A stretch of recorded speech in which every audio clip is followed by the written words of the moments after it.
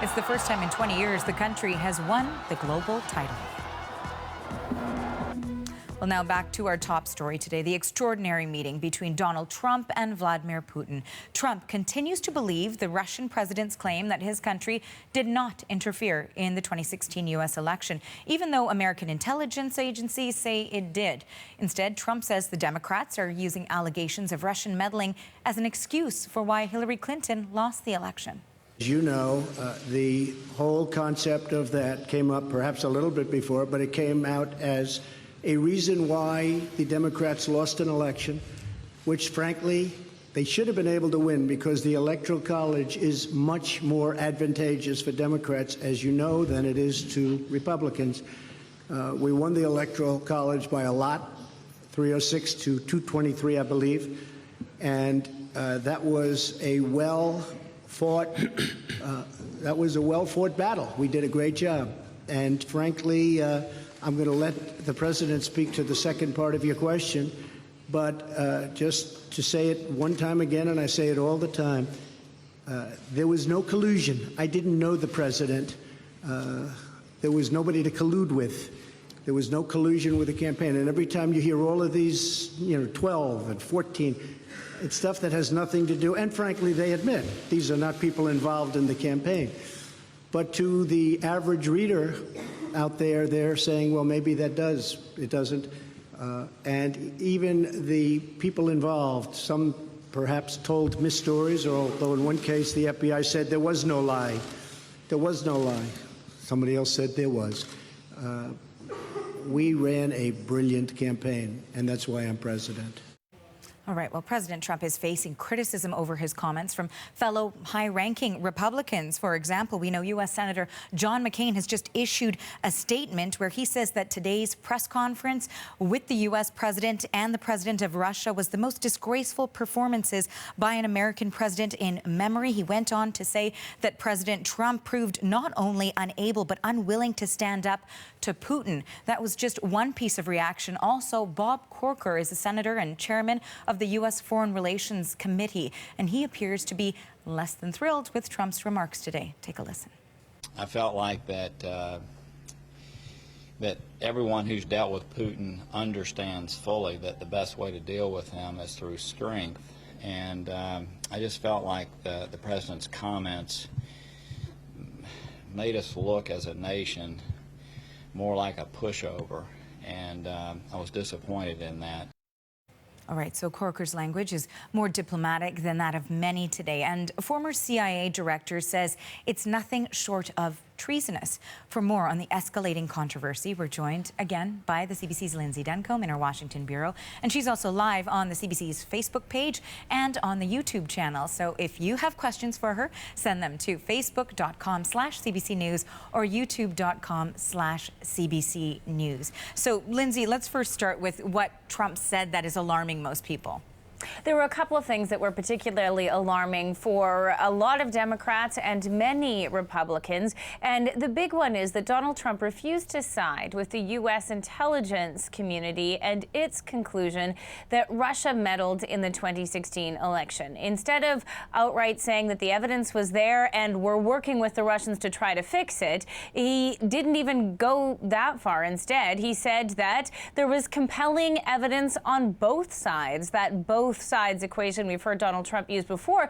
And then he spoke about how powerful Vladimir Putin's denial of the fact that there was meddling was, and said that that was convincing, though that is seen by many as a repudiation of the own intelligence agencies of the United States by the president, which is why I think there's so much pushback against this. The other thing that Donald Trump didn't do was call out Russia for the many things that the United States senators and people in this country, regardless of party, as well as other allied nations, would expect the president of the United States to do at any meeting with the Russian president, including the 2014 annexation of Crimea, the downing of MH17, the Ukrainian passenger jet, the use of a nerve agent on the UK soil.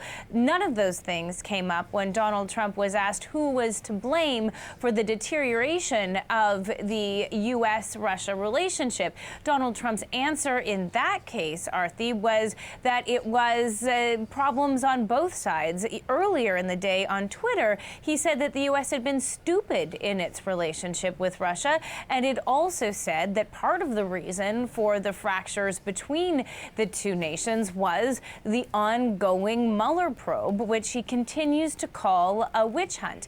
And that is part of the reason why there is so much reaction against how this press conference played out today.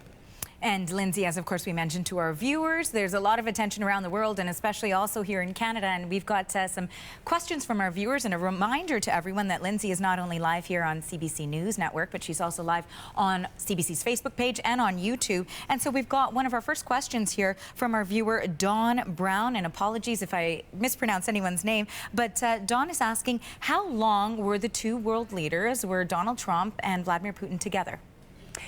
Alone together between 90 minutes and 2 hours, I believe. I'm not sure of the exact count, but 90 minutes was the time that was allotted. Of course, Vladimir Putin was late for that meeting. Everything got thrown back. And then after that, there was a bilateral meeting, which included some of the U.S. officials, the Secretary of State, the National Security Advisor, some officials from the State Department that went in after that one-on-one.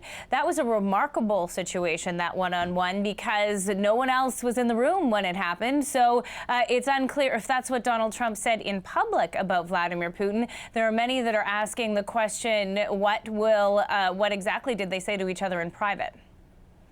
See, we've heard a little bit of reaction too from the intelligence community, and that is actually one of the questions from our viewers here, from Darlene Gregg, and she's wondering how the intelligence community is reacting to Donald Trump's comments.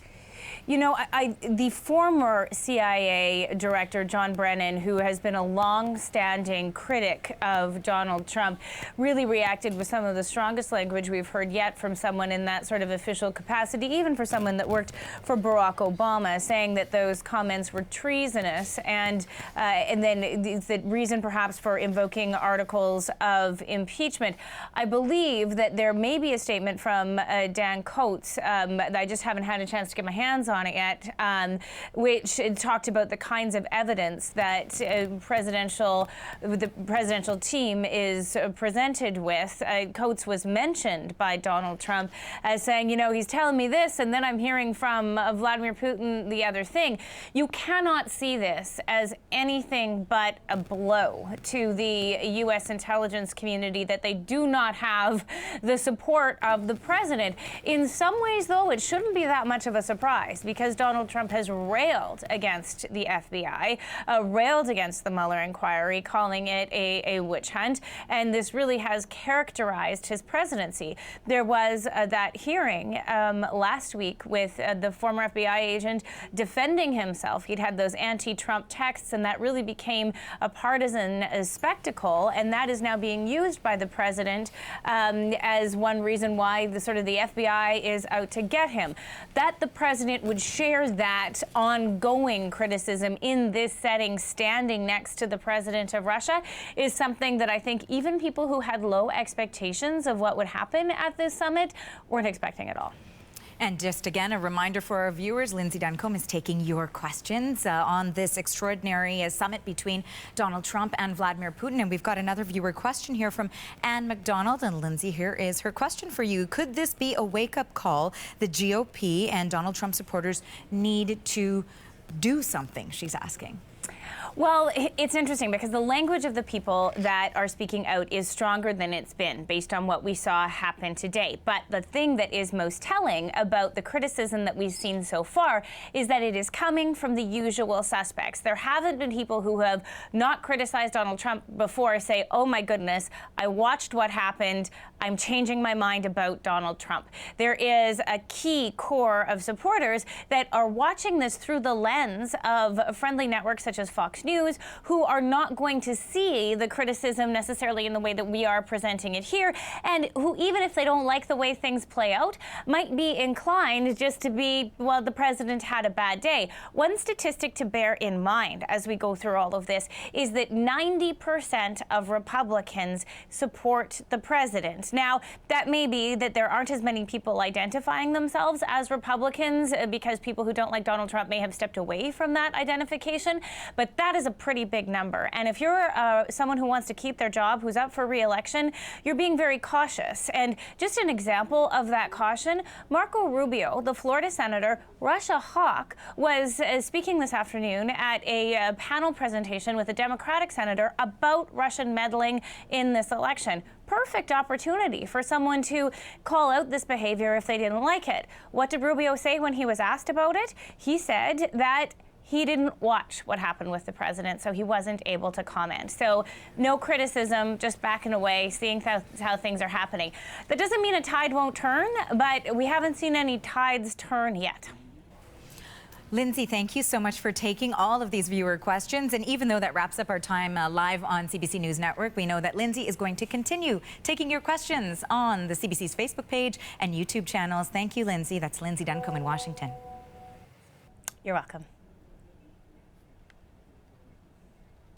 As Arthi mentioned, we're continuing to take your questions on Facebook as well as YouTube. In order to make that easier, I'm just going to reach back and take Arthi's voice out of my ear because hard to read your questions when she's talking about the rest of the news of the day. We're, of course, answering questions about Donald Trump's press conference with Vladimir Putin at the conclusion of his meeting and summit in Helsinki today. Many people criticizing the president's performance because of his reluctance to support U.S. intelligence that Russia had meddled in the investigation.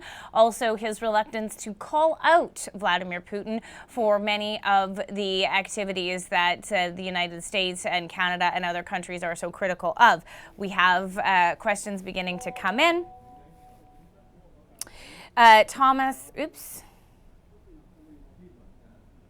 Warren Chandler comments, hope I'm saying that right. I wonder if Trump is watching TV on Air Force One. I think that is probably true. I mean, we saw that after the G7 summit. Donald Trump watched the press conference. He watched Trudeau give his comments, and then he pulled out the wrath of his phone and started tweeting about what the White House saw as a betrayal. So certainly I think the kind of coverage that this is getting, if Trump isn't immediately watching it, maybe he's napping, I mean, it's late, then he certainly will get the gist of it. I think what that will mean is that there will be a pushback. Very predictably, Donald Trump will blame the fake news media for how this is playing out if he doesn't like it. And many of the people who are criticizing him are sort of the same voices and people that he has criticized before. So certainly Trump will be watching the coverage of this very closely, and we'll watch for those details as they come. Alex Chiaflone, I'm not sure if I'm saying that correctly, Alex, is asking, do I believe this meeting will influence further discussions between the two leaders? Yeah, absolutely. I think that two things will influence discussions between these two leaders. Both the meeting that they had, I mean, they talked about a lot of things they wanted to do and work together on, as well as the reaction to it. And if that reaction has any effect on Donald Trump, it might be to have him cool things down a bit with Russia. Or the other thing that we've seen Donald Trump do is be a contrarian and be like, if you don't like me to be one way, I'll just keep being that way. So I think that this was a key moment in the sense of Russia-U.S. relations, and whatever happens next will be building off of this for sure. Thomas Lakatos, I hope I'm saying that correctly, is asking, did Trump say relations with Russia had never been worse? Yeah, I believe that he did. Maybe he said never been worse since the Cold War. I think his phrase has gone back a few times. But then at the beginning of the news conference today, Thomas, he said that we had never been worse until 4 hours ago, which was insinuating that through that meeting, both the private one and then the bilateral larger one after after that, relations with Russia and the U.S. had been fixed by Donald Trump, or at least turned in a new direction. That's almost exactly the same kind of language we saw at the NATO summit before, where Donald Trump said this is bad, it's the worst ever. Then he goes in, he has a meeting, and then he says he's fixed everything. So Donald Trump left Helsinki obviously thinking that things were in a better situation than they were at the beginning of the meeting. James Baird asks, do I think that it's possible or likely that Trump issued some kind of threat or ultimatum during that meeting? Not if you look at the kinds of things that he was saying to Putin there. It wasn't very threatening language, and it's not like Donald Trump is afraid of issuing a threat. At a behind-the-scenes meeting at NATO, he reportedly threatened to pull troops out of NATO, American troops out of Europe, potentially. So I don't know that he would have. Of course, the thing is, we'll never know. No one else was in the room, and that means that unless there is some sort of recording that becomes available, we won't know exactly what the language was like in the meeting between the two leaders there.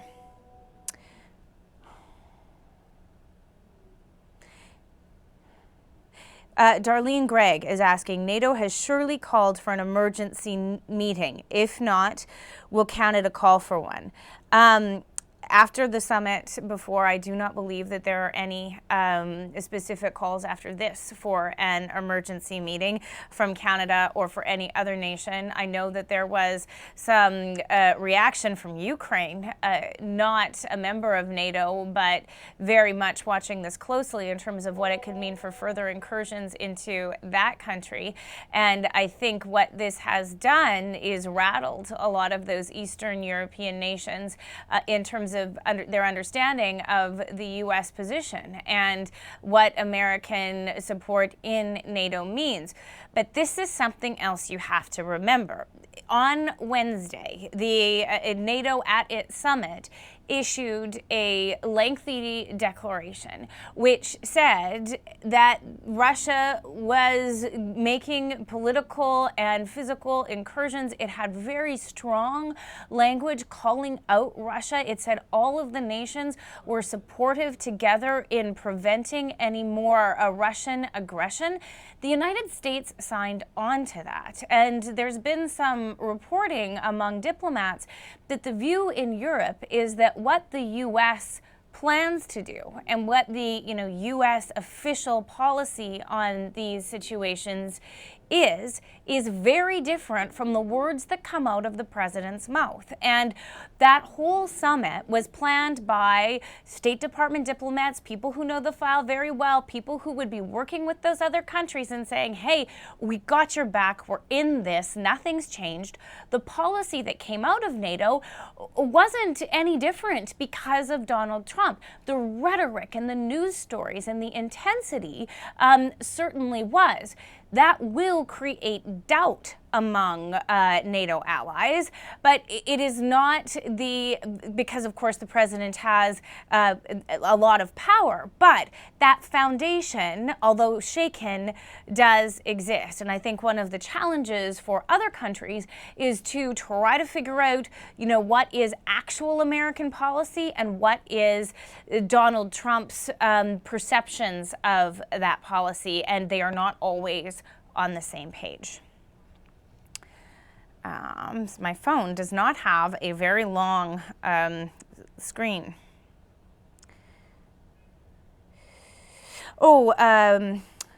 Ms. McKenzie, or Mr. McKenzie, Cullen, I believe I say your name, is asking how Trudeau is reacting. I'm not sure because I haven't seen anything come across my email or my Twitter. I know they would have been watching this very closely, and as soon as we get that reaction, if there is any, we will certainly be passing it on to you. What will be the next steps? That's from Ben Gilby.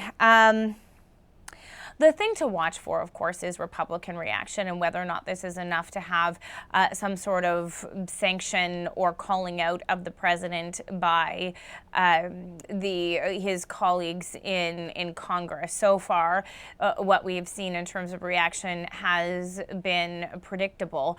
What is next in terms of the Mueller inquiry is to continue to wait and see where those pieces go together. And I think as the heat intensifies from those indictments that we saw last week, the pushback becomes more intense in the White House. I think, given this, one of the things that we might see next is a more bipartisan push to protect the Mueller inquiry. There has been some legislation that has been proposed by critics of the president that would prevent him from taking action such as firing the special counsel or the deputy attorney general. It may well be that, given the reluctance of the commander-in-chief to accept the conclusions of the Intelligence Committee, that there is new urgency given to that movement to somehow protect that investigation, which is the president continues to rail against to his supporters, many of whom believe him that is a witch hunt and that it is by Democrats that are bitter about the election results and are out to get the president. Although even that, I don't know if Republicans will necessarily go that far. Mohammed Loft is asking, will we see any resignations in Trump's administration? My answer to that is it Friday yet? Because normally people decide to walk out the door right around happy hour on Friday. I think there was one point last summer when we referred to it as Firing Friday. This has been one of the administrations with the highest turnover. Apologies for the sirens behind me. It's very loud here in DC. It looks like a fire truck making its way through traffic. I think that there likely will be resignations. I don't know that they will necessarily stem from this. We have heard rumors that Sarah Huckabee Sanders reportedly has been looking at getting another gig.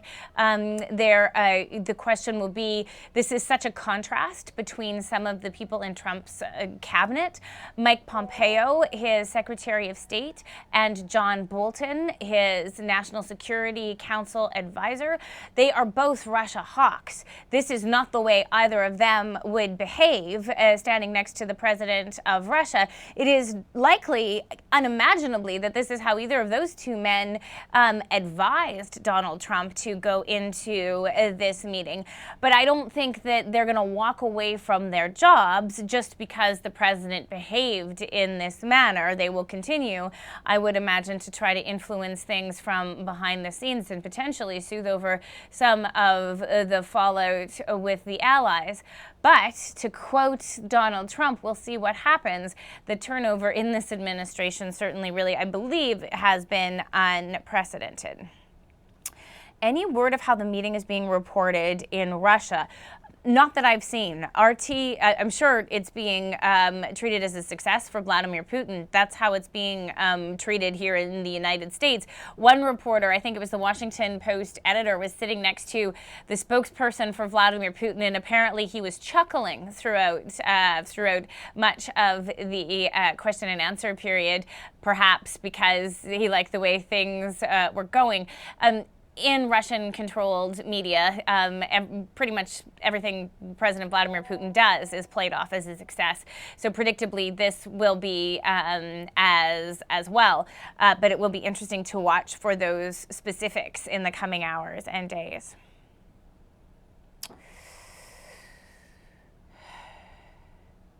How do I think this meeting will impact the Mueller investigation? That is from Jessica Wadley. Well, I think that what the Mueller investigative team would say is that it doesn't necessarily. They're continuing to do their work. They're continuing to do their interviews behind the scenes, trying to connect the dots. What we saw last week was a significant development because it was Russian military officers who were indicted for hacking into state electoral systems as well as the DNC emails. So what that did was it linked, really with the support of a grand jury alleged in the indictment, senior Russian military people who would have been operating with the knowledge of Putin to those activities. The other thing that was significant about it was the timing. It was deliberate that information came out in advance of this summit to essentially set up what we saw today. What we saw today would have been remarkable, but not as remarkable if we didn't have the information about those indictments, which is laid out very clearly the evidence of exactly what Russians are alleged to have done. They won't ever face trial in the United States because it's unlikely they would be extradited. There's no extradition process between Russia and the United States. So, while on the one hand I say that the Mueller inquiry is going about its business, trying not to be influenced by the day-to-day, it's obvious that they are proceeding in a calculated manner that is timed to some of the events that are happening. The big thing we're watching for in the Mueller inquiry is, will the president sit down and have an interview with investigators? And I think if I were advising Donald Trump, based on the fact it looked like he didn't take the advice of any of the folks who were talking to him before this meeting, that you see why his lawyers are skeptical about him sitting in front of those investigators who have all this information and all those specifics that they want to talk to him about. What this could mean is that we're heading into a court showdown about whether or not the president could be subpoenaed, if that is something that the Mueller inquiry decides is the best way to go about getting information from Donald Trump if they decide that they need that. Why is that significant now? Well, look at the court, because we are in the middle of a confirmation process for another Supreme Court justice that would swing the court to the right, a Supreme Court justice that has said that presidents should not face criminal proceedings while in office. That is the opinion written in a law review of Judge Kavanaugh, and something that he will likely face a lot of questions on in his confirmation. So that is one of the things to watch for next in the Mueller investigation. But the thing about the Mueller investigation, again, on a Friday, it keeps us on our toes, because the information came out. No one was expecting those specific indictments. Before that, I was sitting here expecting it might have something to do with Michael Cohen's arrest, and I was trying to catch up on that. But they do seem to be being very close. Very few leaks to the press about what the investigation is doing, and so tough to predict. I hope all of this is making sense. And so this is probably a good question to wrap up on from Kathleen Phipps, because she's asking, what is the feeling in Washington? And that is such an interesting question, Kathleen, because I was sitting next to Matt Kwong, my colleague, and we were talking about how big a deal those indictments were. And Matt said, I'm just sort of immune to it now. It always feels like the next thing is the next big deal. And that was Friday. And then today we have all of this intensity. So it's sort of this low-level stress is always there in terms of all of the unexpected things happening. The other thing about Washington specifically is that this is not a Republican town at the best of times. This is a place where most people, overwhelmingly 90-something% voted for Hillary Clinton, a very Democratic-leaning community here in Washington. And Paul Hunter was talking about walking to work and all of the posters with expletives and Nazi symbols, and everyone is saying F Trump and that kind of thing on every light stand as you go into the office. And we were thinking about putting some of that stuff like sort of in an Instagram gallery. And the folks on our social team, they looked at it and they were like, well, this is interesting, but we can't put that stuff out there, obviously, because it's sort of promoting hate.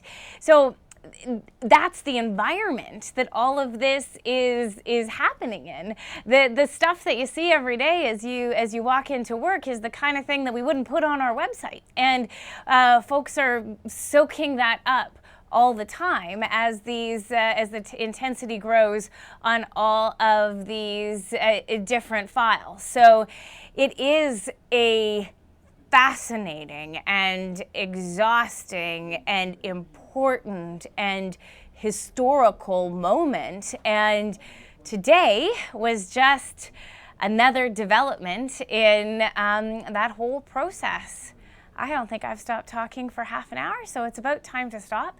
Thank you very much for taking all of these questions. Really appreciate your logging in, tuning in.